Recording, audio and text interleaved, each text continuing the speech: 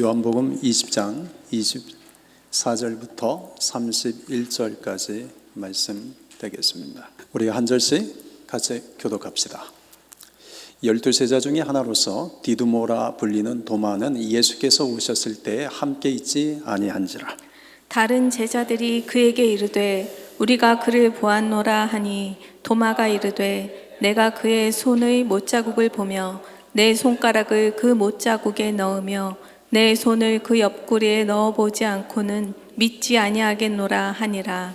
여드레를 지나서 제자들이 다시 집 안에 있을 때에 도마도 함께 있고 문들이 닫혔는데 예수께서 오사 가운데 서서 이르시되 너희에게 평강이 있을지어다 하시고 도마에게 이르시되 내 손가락을 이리 내밀어 내 손을 보고 내 손을 내밀어 내 옆구리에 넣어보라. 그리하여 믿음 없는 자가 되지 말고 믿는 자가 되라. 도마가 대답하여 이르되 나의 주님이시여 나의 하나님이시니이다. 예수께서 이르시되 너는 나를 본고로 믿느냐? 보지 못하고 믿는 자들은 복되도다 하시니라. 예수께서 제자들 앞에서 이 책에 기록되지 아니한 다른 표적도 많이 행하셨으나 오직 이것을 기록함은 너희로 예수께서 하나님의 아들 그리스도이심을 믿게 하려 하며 또 너희로 믿고 그 이름을 힘입어 생명을 얻게 하려 함이니라. 아멘. 우리가 지난주에 부활하신 예수님께서 첫날 저녁에 제자들을 찾아오신 내용을 살펴보았습니다. 예수님께서 제자들을 찾아오신 첫날 저녁 세 가지를 주셨습니다. 첫째는 평안입니다. 너희에게 평강이 있을지어다. 이 평안은 세상이 주는 평안이 아니라 주님이 주시는 주님의 평안이었습니다. 주님의 평안에는 두 가지 특징이 있습니다. 하나는 두려움이 없어지는 것이요, 또 하나는 기쁨이 충만해지는 것입니다. 제자들은 막달라 마리아가 부활하신 주님을 보았다고 증언했지만 그것을 믿지 않고 두려움에 꼭 문을 걸어 잠그고 숨어 있었습니다. 믿음의 패배자와 같은 모습이었고 믿음이 없는 자와 같은 모습이었습니다. 그런데 그 두려움에 떨고 있던 제자들에게 예수님이 가셔서 처음 주신 것은 평안입니다. 그들 안에 있는 두려움을 몰아내시고 기쁨을 얻게 하신 것입니다. 둘째는 사명이었습니다. 아버지께서 나를 보내신 것 같이 나도 너희를 보내노라. 예수님은 믿음의 패배자와 같은 모습을 보이는 제자들에게 실망하지 않으셨습니다. 그들에게 사명을 맡기셨습니다. 그것은 예수님의 제자들을 끝까지 믿어주셨기 때문입니다. 사명은 감당할 만한 자격이 되거나 능력이 되기 때문에 맡기시는 것이 아닙니다. 사명은 우리를 믿어주시기 때문에 주님이 맡겨주시는 것입니다. 그리고 우리가 그 사명을 감당할 수 있도록 필요한 능력과 지혜를 주십니다. 그러니까 내가 능력과 지혜가 있어서 사명이 주어지는 것이 아니라 주님이 나를 믿어주셨기에 사명을 맡기시고 그 사명을 감당할 수 있도록 필요한 지혜와 능력을 더하여 주시는 것입니다. 나에게 은사가 있고 직분이 있다는 것은 사명이 있다는 뜻입니다. 은사와 직분은 사명을 위해 주시는 것이기 때문입니다. 사명을 맡은 자들에게 요구되는 것은 주님을 믿고 의지하는 것입니다. 주님은 믿음의 패배자와 같은 제자들에게 오셔서 다시 한번 그들을 믿어주시고 사명을 맡겨주셨습니다. 셋째는 회복입니다. 그들을 향하사 숨을 내쉬며 이르시되 성령을 받으라. 에스겔서에서 하나님께서 골짜기에 있는 마른 뼈들에게 생기 곧 생명의 숨결을 불어넣으셨을 때 마른 뼈들이 살아나 큰 군대가 되었습니다. 예수님께서 제자들에게 숨을 내쉬었다는 것은 생기 곧 생명의 숨결을 불어넣으신 것입니다. 영적으로 마른 뼈와 같은 제자들에게 예수님이 생명의 숨결을 불어넣어 주셔서 그들을 다시 살아나게 하시고 그리스도의 군사가 되게 하신 것입니다. 다시 말하면 제자들을 다시 제자답게 회복하신 것입니다. 주님은 제자들에게 사명을 맡기셨지만 바로 사명을 감당하게 하지 않으십니다. 그 전에 먼저 그들에게 생명의 숨결을 불어넣어 주셔서 그들을 회복시키십니다. 그리고 이어서 성령을 받으라고 말씀하십니다. 더 이상 자신의 힘과 능력으로가 아닌 성령의 힘과 능력으로 사명을 감당케 하라는 것이었습니다. 이렇게 부활하신 예수님은 제자들을 처음 찾아오셔서 평강, 사명, 회복을 주셨습니다. 그런데 그날 그 시각 그 자리에 없었던 한 제자가 있었습니다. 도마였습니다. 오늘 우리가 살펴볼 본문은 바로 예수님께서 그 도마를 위해 다시 찾아오시는 이야기입니다. 예수님께서 제자들을 떠나시고 도마가 돌아왔습니다. 다른 제자들이 이구동성으로 도마를 보자마자 외쳤습니다. 25절을 보면 우리가 주를 보았다. 막달라 마리아가 부활하신 주님을 처음 만나고 와서 제자들에게 했던 말도 동일했습니다. 내가 주를 보았다. 지금 제자들이 도마에게도 하는 말이 우리가 주를 보았다. 다시 한번 복음을 전한다는 것은 어떤 대단한 이론이나 학문이나 논리가 아님을 알게 됩니다. 내가 만난 예수님을 전하는 것이요, 내가 만난 예수님을 말하는 것이요, 내가 믿는 예수님을 나타내는 것입니다. 막달라 마리아가 내가 주를 보았다라고 제자들에게 전했을 때 제자들은 모두 그 말을 믿지 않았습니다. 믿기는커녕 유대인들이 두려워 그 두려움 때문에 문들을 꼭 걸어 잠그고 숨어 있었습니다. 그랬던 제자들이 모두 부활하신 주를 만났습니다. 그래서 그들이 똑같이 이구동성으로 도마를 보자마자 한 말은 우리가 주를 보았다. 이때 도마의 반응이 25절 하반절입니다. 내가 그의 손의 못자국을 보며 내 손가락을 그 못자국에 넣으며 내 손을 그 옆구리에 넣어보지 않고는 믿지 아니하겠노라 하니라. 막달라 마리아가 제자들에게 내가 주를 보았다라고 말했을 때는 부활의 증인이 단 한 명뿐이었습니다. 그런지 다른 제자들이 믿지 않았던 것은 당연한 일이었을지 모르겠습니다. 그런데 이제는 도마를 제외하고는 모두가 다 부활하신 예수님을 만났습니다. 그러니 도마가 자신은 비록 부활하신 예수님을 만나지 못했다 할지라도 자기를 제외한 다른 제자들이 우리가 주를 보았다라고 말하면 그 말을 믿을 법도 합니다. 그런데도 도마는 자신이 예수님의 몸에 난 못자국과 창자국을 직접 만져보지 않고는 결코 믿지 않겠다라고 선을 분명하게 그었습니다. 이 때문에 사람들은 도마를 일컬어 의심 많은 도마라고 부르게 됩니다. 그런데 도마는 사실 의심 많은 자는 아닙니다. 요한복음 11장에 이 도마와 관련된 에피소드가 하나 나옵니다.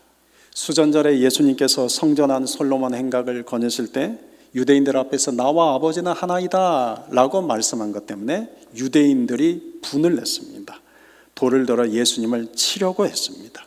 그래서 예수님은 이 유대인들을 피해서 요단강 동편으로 거처를 옮기셔서 잠시 머무셨습니다. 그곳에서 계실 때 유대 땅 베다니에 사는 나사로가 병들었다는 소식을 전해 듣게 됩니다. 그러자 예수님이 그 나사로를 위해서 다시 유대 땅으로 들어가려고 했습니다. 그때 옆에 있던 다른 제자들이 모두 예수님을 만류했습니다. 자칫 유대 땅에 갔다가 유대인들에게 돌에 맞을까 두려웠기 때문입니다. 그런데 이때 우리도 주와 함께 죽으러 가자라고 용기 있게 말했던 제자가 있습니다. 그것이 바로 도마입니다. 유대 땅에 들어가게 되면 유대인들에게 돌에 맞아 죽을지도 모르는 위험이 도사리고 있는 그 상황에 예수님이 들어가신다니 다른 제자들은 모두 다 만류했지만 도마만큼은 우리도 주와 함께 죽으러 가자라고 제자들을 설득할 만큼 그는 용감한 사람이요 예수님을 사랑하는 자였습니다. 이후 예수님이 제자들과 유월절 마지막 만찬을 마칠 때 시기심 많고 욕심도 많고 질투심도 많은 베드로가 예수님께 이런 말을 합니다. 주를 위하여 내 목숨을 버리겠습니다. 참 너무 재밌지 않습니까? 베드로가 얼마나 시기심도 많고 질투심도 많은지. 적어도 도마와 베드로는 주를 위해 자신들의 목숨을 버릴 수 있을 만큼 주를 사랑했던 자들이요 주님의 용기 있는 자들이었습니다. 도마가 등장하는 두 번째 에피소드는 요한복음 14장 예수님께서 고별 설교하시는 내용에서 나옵니다. 예수님께서 제자들에게 내가 너희를 위하여 거처를 예배하러 가겠다라고 말씀하실 때 그때 도마가 예수님께 도저히 이해가 안 되는 듯 이렇게 물었습니다.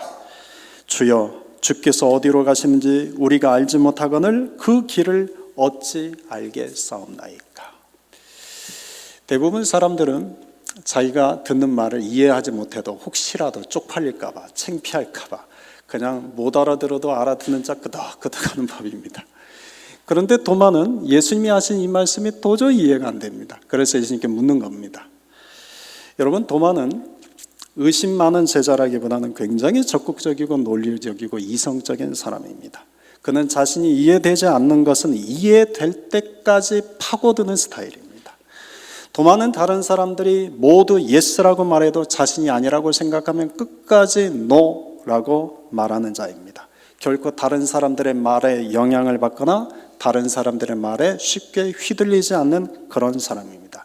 이런 도마와 같은 사람을 부정적으로 표현하면 고집불통의 사람이요, 긍정적으로 표현하면 소신 있는 사람입니다. 원래 고집불통과 소신은 종이 한 장 차이입니다. 밝은 측면에서 보이면 소신이고 어두운 측면에서 보면 고집불통입니다. 오늘 본문에서 도마가 돌아왔을 때 다른 제자들이 모두가 우리가 주를 보았다라고 말했습니다. 보통은 이렇게 이야기하면 그래? 정말? 예수님이 살아나셨다고? 와 같은 놀라운 감정적 반응을 보이기 십상입니다. 그런데 도마는 그 이야기를 들으면서도 조금도 감정적 동요를 보이지 않습니다. 오히려 너무나도 냉정하게, 이성적으로, 차분하게 내가 그의 손에 못자국을 보며 내 손가락을 그 못자국에 넣으며 내 손을 그 옆구리에 넣어보지 않고는 믿지 아니하겠노라. 굉장히 냉철한 반응을 보입니다. 이런 모습 때문에 사람들은 도마를 의심 많은 도마라는 별명을 붙여주었지만 사실 도마는 냉철하고 논리적이고 이성적이고 다른 사람의 말에 쉽게 휘둘리지 않는 소신 있는 사람입니다. 부정적으로 말하면 고집불통의 사람입니다. 또한 그는 자신이 믿는 것에 대해서는 타협하지 않고 자신의 목숨을 걸 만큼 올인할 줄 아는 용기 있는 사람이기도 합니다. 이런 도마에게 예수님께서 찾아오신 것입니다. 26절입니다. 같이 읽겠습니다. 8해를 지나서 제자들이 다시 집안에 있을 때에 도마도 함께 있고 문들이 닫혔는데 예수께서 오사 가운데 서서 이르시되 너희에게 평강이 있을지어다 하시고 8이라는 숫자는 부활의 숫자입니다. 예수님께서 8해가 지나서 오셨다는 것은 예수님의 부활의 주님이시라는 것을 다시 한번 강조하는 그런 의미입니다. 지금 부활하신 예수님이 제자들을 찾아오셨습니다. 그리고는 인사를 건네십니다. 너희에게 평강이 있을지어다. 그리고는 예수님이 도마 앞으로 가십니다. 그리고 도마에게 이렇게 말씀하십니다. 27절 같이 읽읍시다. 내 손가락을 이리 내밀어 내 손을 보고 내 손을 내밀어 내 옆구리에 넣어보라.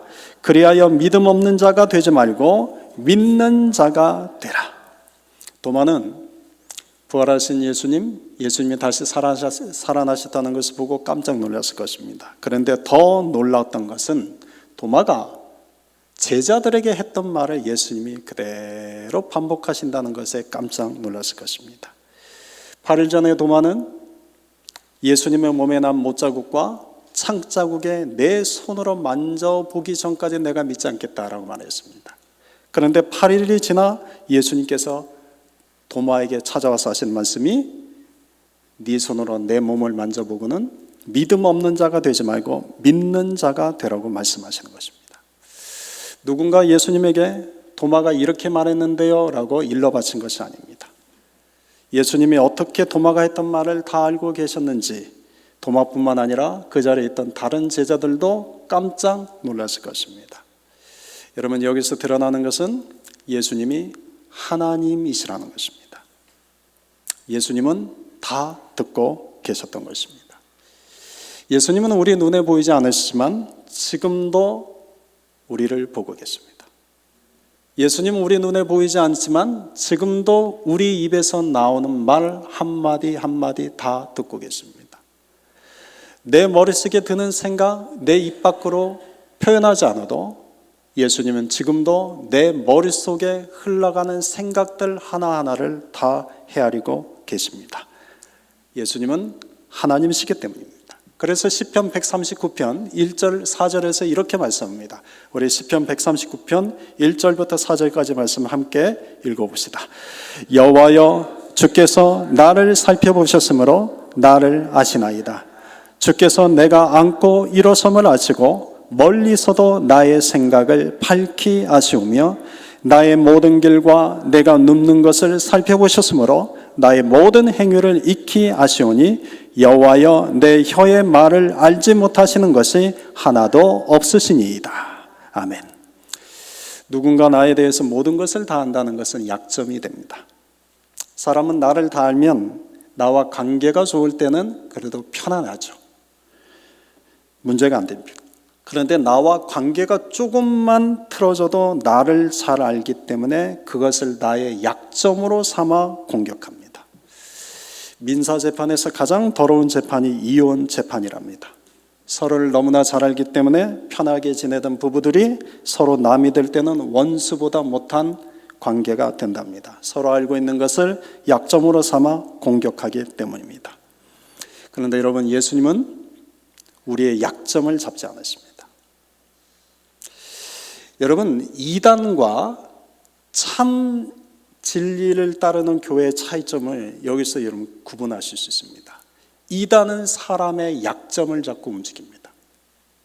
사탄도 사람의 약점을 잡고 흔듭니다. 그러나 주님은 결코 우리를 약점을 잡고 흔들지 않으십니다. 주님은 우리의 약점을 가지고 공격하지 않으십니다. 그 약점을 이용하지 않으십니다. 주님은 나를 다 아시기 때문에 오히려 나를 살피시고 나를 지키시고 나를 보호하시고 나를 불쌍히 여기십니다. 나를 다 아심에도 불구하고 오히려 사랑하십니다. 그리고 나에게 믿음을 갖게 하십니다. 예수님은 도마가 한 말을 다 듣고 계셨습니다. 8일 후에 예수님이 찾아오셔서 도마에게 말씀하십니다. 네 손가락을 이리 내밀어 내 손을 보고 네 손을 내밀어 내 옆구리에 넣어보라. 그리하여 믿음 없는 자가 되지 말고 믿는 자가 되라. 예수님께서 왜 도마를 찾아오셨는지 그 목적을 알 수 있습니다.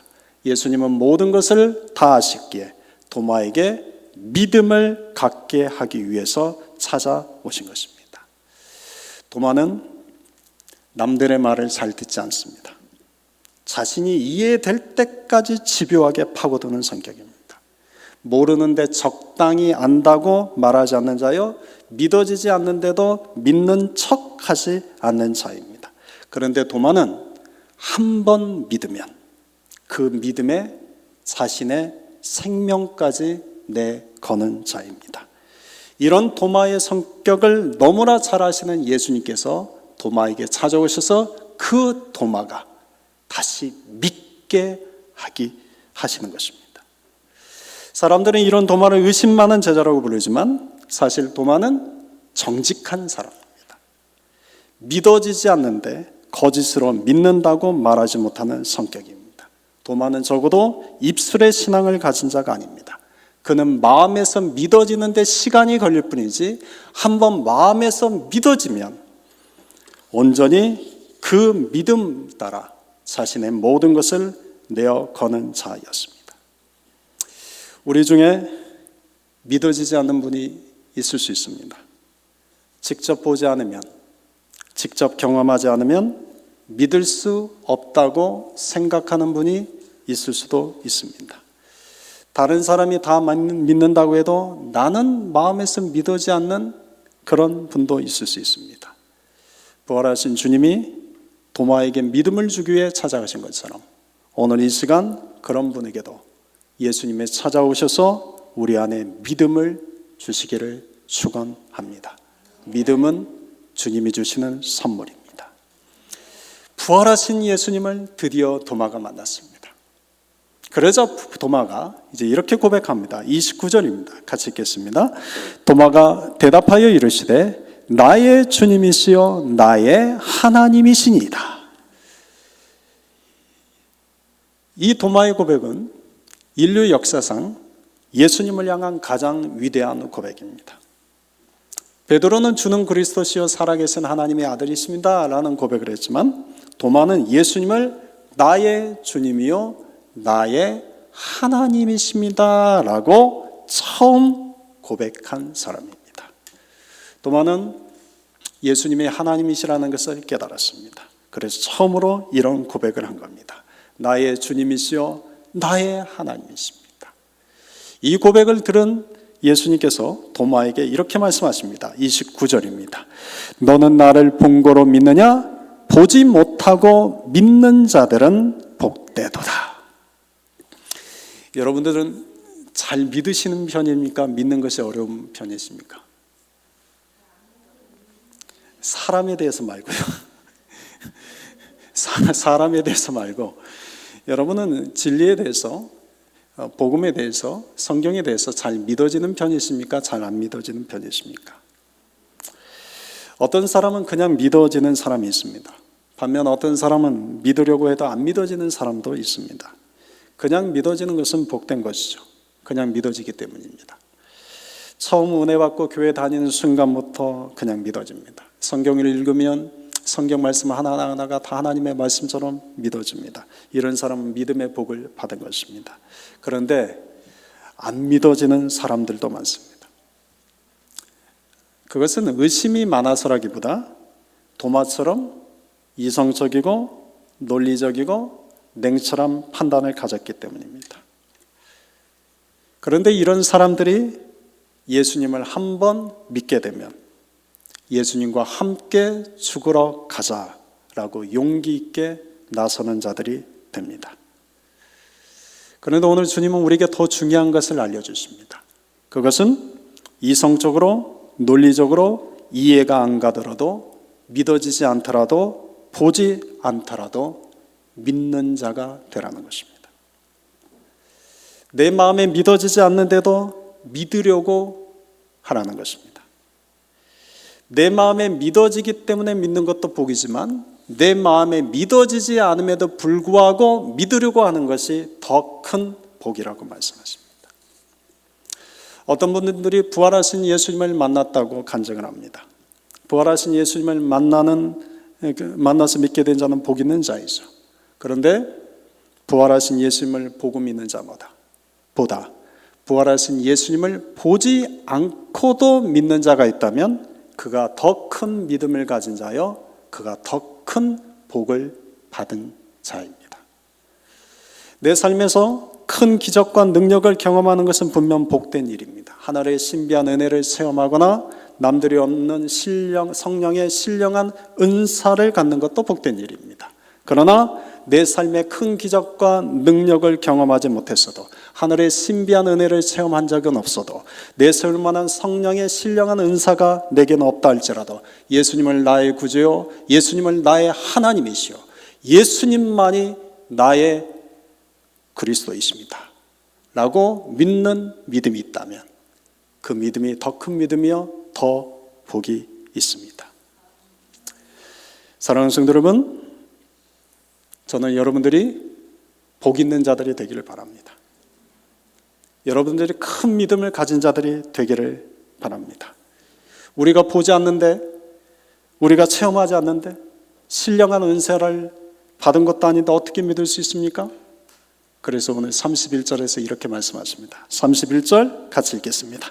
오직 이것을 기록함은 너희로 예수께서 하나님의 아들 그리스도이심을 믿게 하려 함이라. 또 너희로 믿고 그 이름을 힘입어 생명을 얻게 하려 함이니라. 아멘. 여러분, 이것이 성경을 기록한 목적입니다. 우리가 성경을 통해서 예수님을 압니다. 근데 그 성경을 통해서 우리가 믿어야 할 분이 예수님이십니다. 여러분, 성경은 과거의 이야기를 우리에게 들려주기 위해서 기록한 것이 아닙니다. 성경은 단지 하나님께서 인류의 역사 속에서 어떻게 역사하셨는가를 보여주시기 위해서 기록한 것이 아닙니다. 성경은 오직 하나의 분명한 목적, 성경을 통해서 말씀하시는 예수를 나의 그리스도, 나의 주, 나의 하나님으로 믿게 하시려고 기록하신 것입니다.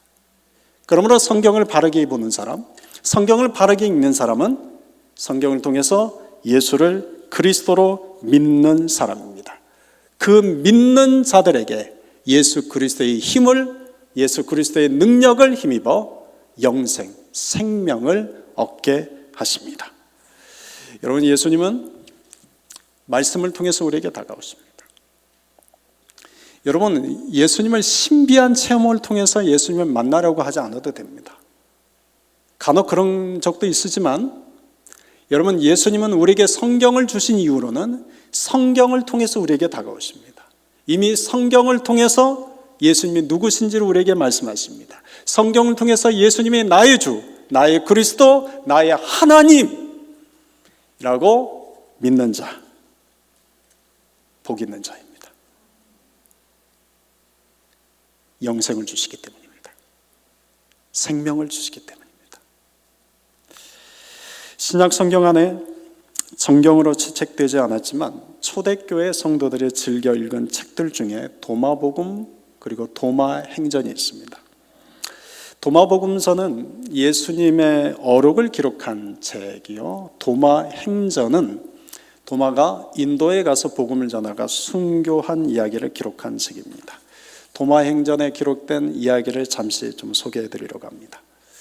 예수님의 최후의 명령이 제자들에게 땅끝까지 이르러 내 증인이 되라는 것이었습니다. 그래서 제자들이 서로 어디를 갈지를 놓고 제비뽑기를 했습니다. 그래서 도마가 뽑은 땅이 하필 가장 먼 땅, 인도였습니다. 당시 인도까지 디아스포라 유대인들이 진출해 있었습니다. 도마가 인도에 가기 전까지 주저주저 좀 하다가 목수 생활을 하고 있었습니다. 그런데 AD 50년에 인도의 왕이 궁전을 짓겠다고 유대 상인을 통해서 유대인 목수를 데려오게 했습니다. 그때 하반이라는 유대인 상인이 목수 기술을 가진 도마를 인도로 데리고 갑니다. 인도에 도착한 도마가 왕 앞에 가서 1월부터 시작하여 6월까지 궁전을 완공하겠다 약속을 하고는 착수금을 받아갔습니다. 그 외에도 수시로 거액의 돈을 받아갔습니다. 그런데 도마는 궁전은 짓지 않고 그 돈을 가지고 인도 곳곳을 다니며 가난한 사람들에게 복음을 전하며 나눠 주었습니다. 후에 왕의 사자가 와서 공사가 어느 정도 진척되었는지를 물었을 때 도마는 이제 지붕 공사만 하면 끝납니다 라고 대답해 줬습니다. 그러자 왕이 그 지붕 공사가 끝나면 그 지붕 위에 금박을 입히라고 많은 금을 보내주었습니다. 그런데도 도마는 그 금 역시 복음을 전하고 구제하는 일에 다 써버렸습니다. 도마의 이런 행각이 뒤늦게 알게 된 왕이 도마를 잡아다가 신문합니다. 그래서 도마가 왕에게 이렇게 말합니다. 왕이 사후에 하늘나라에 가서 거할 궁전을 지어놓았습니다. 이에 격분한 왕이, 여러분은 웃지만 왕은 화가 나겠죠. 이에 격분한 왕이 도마를 투옥하고는 다음날 처형하라는 명령을 내립니다. 그런데 그날 왕의 동생이 꿈에서 하늘나라를 다녀오게 됩니다. 그곳에서 자신이 살고 싶을 만큼 크고 웅대하고 화려한 왕궁을 보게 됩니다. 그때 옆에서 천사가 말합니다. 저 왕궁은 도마가 너의 형인 왕을 위해 지은 것이다. 꿈에서 깨어나자마자 동생은 왕에게 달려와서는 그 이야기를 들려주며 그 궁전을 형 나한테 팔아줘. 나한테 파시오. 그 이야기를 전해 들은 왕은 감탄하여 도마를 석방하고는 왕 자신도 도마로부터 복음을 듣고 예수님을 믿게 됩니다. 이후 도마는 인도 곳곳을 다니며 자유롭게 복음을 전하게 됩니다. 그 왕의 조카 케파가 훗날 도마의 후계자가 되어 도마가 순교한 이후에 인도 교회들을 돌보는 최초의 목사가 됩니다. 도마는 중국에까지 가서 복음을 전한 것으로 알려져 있습니다. 그러다가 다시 인도에 와서 복음을 전하다가 AD 52년경 창에 찔려 죽음을 당했다고 알려집니다. 현재 인도 서남부 말라바르 지역에는 사도 도마를 통해 복음을 받았다고 주장하는 도마교회 전통이 지금까지 남아 있습니다. 말라바르 지역의 교회에서 사용하는 예식과 기도소에는 이런 내용들이 들어 있습니다. 성 도마로 말미암아 인도에서 우상 숭배가 사라졌다. 성 도마로 말미암아 그들이 세례를 받고 성부, 성자, 성령을 믿고 고백하였다. 성 도마로 말미암아 그들이 오직 한 분 하나님만을 믿는 신앙을 보존했다. 성 도마로 말미암아 인도 전역에 생명을 주는 법이 생겼다. 성 도마로 말미암아 하늘나라가 중국에까지 퍼져갔다. 이처럼 도마는 부활하신 예수님을 믿는 자가 되었습니다. 만일 부활하신 예수님이 거짓이라면 결코 이런 일이 일어날 수 없을 것입니다. 그런데 부활하신 예수님이 사실이기에 또한 도마는 믿는 자가 되었기에 인도까지 건너가서 복음을 전하고 그곳에서 순교를 당한 것입니다. 우리가 주와 함께 죽으러 가자라고 했던 도마의 고백대로 예수님이 도마를 십자가를 지고 가는 하나님 나라의 동역자로 삼아 주신 것입니다. 예수님이 오늘 우리에게도 이같이 말씀하십니다. 믿음 없는 자가 되지 말고 믿는 자가 되라. 보지 못하고 믿는 자들은 복되도다. 오늘 이 주님의 말씀에 우리 모두 아멘이라고 대답할 수 있는 자들이 되기를 소망합니다. 믿음 없는 자가 되지 말고 믿는 자가 되라. 보지 못하고 믿는 자들은 복되도다. 여러분, 신비한 체험 안 하셔도 괜찮습니다. 남에게 내설 만한 큰 간증거리가 없어도 괜찮습니다. 이미 여러분의 손에 들려준 성경 속에 그 성경 속에서 예수님의 나의 주, 예수님의 나의 그리스도, 예수님의 나의 하나님이십니다 라고 믿는 자들이 될 수 있기를 주님의 이름으로 축원드립니다. 기도합시다.